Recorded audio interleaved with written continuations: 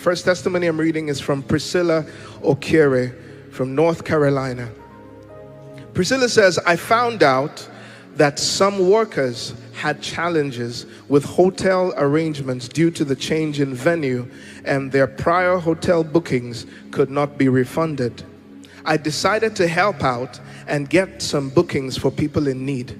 Koinonia family, I had a supernatural return on the money I invested in God's people within 24 hours.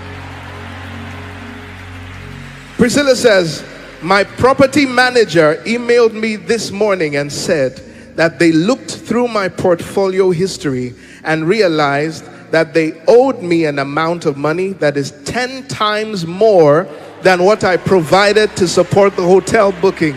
Can someone celebrate Jesus? Priscilla says, I don't know how this is possible except by divine orchestrations.